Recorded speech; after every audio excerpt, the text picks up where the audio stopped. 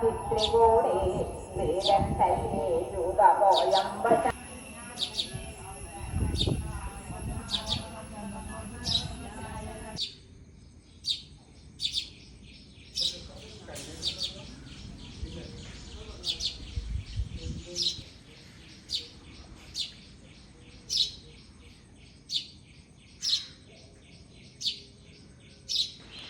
ഇന്നത്തെ യാത്ര പാലക്കാട് ജില്ലയിലെ പട്ടാമ്പിയിലുള്ള തിരുമുറ്റിക്കോട് എന്ന ഗ്രാമത്തിലെ അമ്പലത്തിലേക്കാണ്. അഞ്ചുമൂർത്തി ക്ഷേത്രം. ഞാനിതിനു മുമ്പ് ആ അമ്പലത്തിൽ പോയിട്ടുള്ളൊരു വീഡിയോ ഇതിലിട്ടിട്ടുണ്ട്. അതൊരു സന്ധ്യാസമയത്തായിരുന്നു അവിടെ എത്തിയത്. ഭാരതപ്പുഴയുടെ തീരത്തുള്ള മനോഹരമായൊരു സ്ഥലമാണ് കേട്ടോ അത്. അമ്പലം ഇരിക്കുന്ന സ്ഥലം നല്ല ഭംഗിയാണ് അവിടെ കാണാൻ. ഞാൻ മുൻപ് അവിടെ പോയിരുന്നപ്പോൾ സന്ധ്യയ്ക്ക് എത്തിയെന്ന് പറഞ്ഞില്ലേ, അന്ന് അവിടെ ഉണ്ടായിരുന്ന തിരുമേനി പറഞ്ഞു ഇവിടെ സൂര്യോദയത്തിന് എത്തണം, അപ്പോൾ നല്ല ഭംഗിയാണെന്ന് പറഞ്ഞു. പിന്നീട് എനിക്ക് സൂര്യോദയ സമയത്ത് അവിടെ എത്തണം എന്നായിരുന്നു കേട്ടോ ആഗ്രഹം. പക്ഷെ അങ്ങനെ പോകാൻ പറ്റിയില്ല. ഇന്നിപ്പോൾ എത്തിയത് 9 മണിക്കാണ്. പോണ വഴിക്ക് ഭാരതപ്പുഴ കാണാം. പിന്നെ റോഡിൻ്റെ 2 സൈഡിലും നെൽപ്പാടം ഉള്ള സ്ഥലമുണ്ട്. അത് കഴിഞ്ഞ പ്രാവശ്യത്തെ വീഡിയോയിൽ ഞാൻ അവിടെ ഇറങ്ങി വീഡിയോ ഒക്കെ എടുത്തിട്ടുണ്ടായിരുന്നു. അപ്പോൾ ഇപ്രാവശ്യം അതിലേ ഇങ്ങനെ പോണേ ഉള്ളൂ. പുരാതനമായ കുറേ ചരിത്രങ്ങളും ഐതിഹ്യങ്ങളും ഉറങ്ങിക്കിടക്കുന്ന ഒരു അമ്പലത്തിലേക്കാണ് നമ്മൾ ഈ ചെല്ലണത്. ഈ ഒരു അമ്പലത്തിൽ മഹാവിഷ്ണുവിനും പരമശിവനും തുല്യ പ്രാധാന്യമാണുള്ളത്. അഞ്ചുമൂർത്തി എന്ന് പറയുമ്പോൾ 5 ദേവതകളെ സൂചിപ്പിക്കാനാണ്. ഈ ക്ഷേത്രം 5 ദേവന്മാർക്ക് സമർപ്പിച്ചിട്ടുണ്ട്. 4 വിഷ്ണുവും 1 ശിവനുമാണുള്ളത്. അതുകൊണ്ടാണ് അഞ്ചുമൂർത്തി ക്ഷേത്രം എന്നറിയപ്പെടുന്നത്.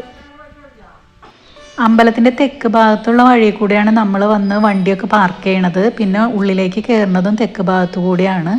അപ്പോൾ അവിടെ ദക്ഷിണാമൂർത്തിയും ഗണപതിയാണ് ആദ്യം കാണുന്നത്. ഭാരതപ്പുഴയുടെ തീരത്തുള്ള ഈ ക്ഷേത്രം പരശുരാമൻ സ്ഥാപിച്ച 108 ശിവാലയങ്ങളിൽ ഒന്നായാണ് വിശ്വസിക്കപ്പെടുന്നത്.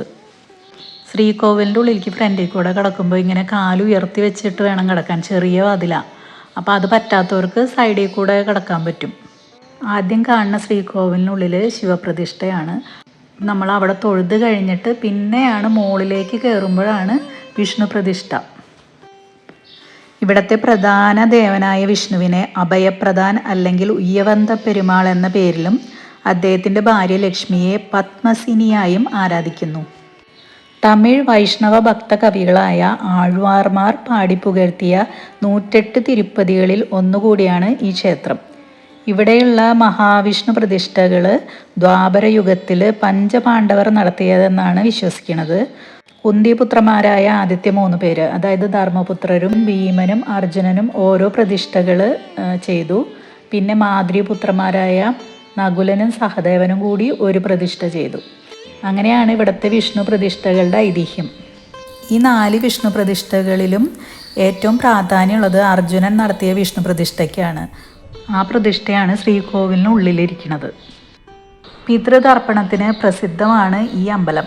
ക്ഷേത്രത്തിൽ ഉപദേവതകളായിട്ട് ഗണപതി, ദക്ഷിണാമൂർത്തി, ശാസ്താവ്, വേദവ്യാസൻ, നാഗദൈവങ്ങൾ എന്നിവർക്കും പ്രതിഷ്ഠകളുണ്ട്. പ്രധാന മൂർത്തിയായ ശിവനെ ഉത്തരഭാരതത്തിലെ പ്രസിദ്ധമായ കാശി വിശ്വനാഥ ക്ഷേത്രത്തിലെ അതേ സങ്കല്പത്തിലാണ് ഇവിടെ പ്രതിഷ്ഠിച്ചിട്ടുള്ളത്. ശ്രീകോവിലിനുള്ളിൽ പുരാണങ്ങളിലെ രംഗങ്ങളുള്ള കുറേ മനോഹരങ്ങളായ ചുവർ ചിത്രങ്ങളുണ്ട്. ഏകദേശം 75 വർഷങ്ങൾ മുമ്പത്തെ ആയിരിക്കും ആ ചുവർ ചിത്രങ്ങൾ. ഈ വിളക്കിൻ്റെ ബാക്കിലായിട്ട് കാണുന്നത് ഇവിടുത്തെ ഊട്ടുപുരയാണ്. അത് അന്ന് ഞാൻ വന്ന സമയത്ത് പൊളിച്ചിട്ടേക്കായിരുന്നു. അതിൻ്റെ തറപ്പണിയൊക്കെ ആയിരുന്നു. ഇപ്പോൾ അത് മുഴുവനായിട്ട് പണി തീർന്നിട്ടുണ്ട്. ഞാൻ ആദ്യം വന്നത് ജാനുവരിയിലായിരുന്നു. അപ്പോൾ പുഴ അത്രയ്ക്കും നിറഞ്ഞു കവിഞ്ഞിട്ടൊന്നുമില്ല. നല്ല മണൽപ്പരപ്പൊക്കെ ആയിട്ട് അതിന് വേറൊരു ഭംഗിയാണ് കേട്ടോ. ഇപ്പം ഞാൻ വന്നത് കർക്കിടകം 1-ാം തീയതിയാണ്. നല്ല മഴ സീസണാണല്ലോ. അപ്പോൾ പുഴ ഒരു വിധം നന്നായി നിറഞ്ഞിട്ടുണ്ട്. അപ്പോൾ ആ ഒരു വ്യൂ ആണ് ഇപ്പോൾ കാണുന്നത്. ഇത് മലബാർ ദേവസ്വം ബോർഡിൻ്റെ ക്ഷേത്രമാണ്. പിന്നെ പുരാവസ്തു വകുപ്പിൻ്റെ കീഴിലാണ് ഈ ക്ഷേത്രം ഇരിക്കുന്നത്.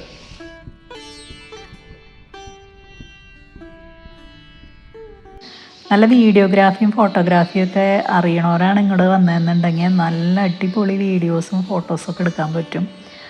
നമ്മൾ ചില സ്ഥലത്തിൽ പോകുമ്പോൾ ആ സ്ഥലങ്ങളോ അല്ലെങ്കിൽ ചില ക്ഷേത്രങ്ങളോ ഒക്കെ പിന്നെയും വരാൻ നമുക്ക് തോന്നുന്ന ഓരോ സ്ഥലങ്ങളും ക്ഷേത്രങ്ങളൊക്കെ ഉണ്ടല്ലേ. അതുപോലെയാണ് എനിക്ക് ഈ ഒരു ക്ഷേത്രത്തിലേക്ക് ഇനിയും വരാൻ തോന്നുന്നുണ്ട്. അതെന്താണെന്ന് വെച്ചാൽ ഇവിടെ നിന്നുള്ള സൂര്യോദയം കാണണമെന്ന് എനിക്ക് ഭയങ്കര ആഗ്രഹമുണ്ട്. അപ്പോൾ അതെന്തെങ്കിലും സാധിക്കുമായിരിക്കും എന്ന് വിചാരിക്കുന്നു.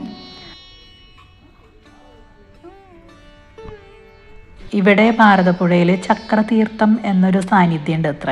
അതായത് കേരളീയർ ഗംഗാതീർത്ഥം എന്ന് പറയുന്ന പോലെ തമിഴ് വൈഷ്ണവർ ചക്രതീർത്ഥം എന്നൊരു സാന്നിധ്യത്തെയാണ് കൂടുതൽ പറയുക.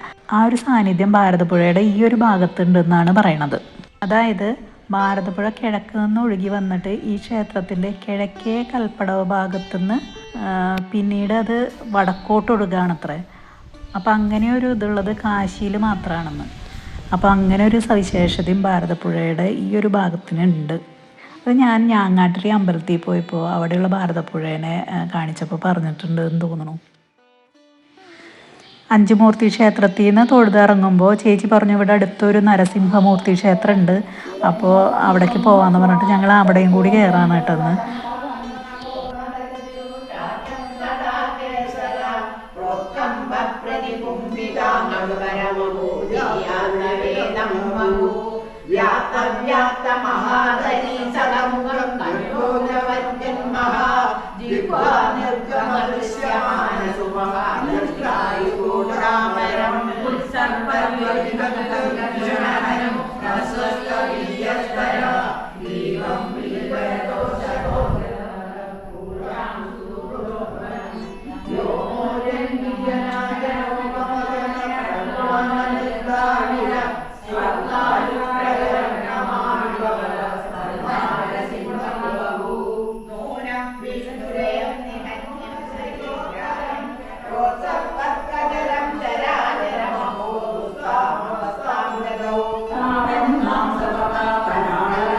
ഹിന്ദു പുരാണങ്ങളിൽ ഭഗവാൻ മഹാവിഷ്ണുവിൻ്റെ ദശാവതാരങ്ങളിലെ 4ാമത്തെ ഉഗ്ര അവതാരമാണ് നരസിംഹമൂർത്തി.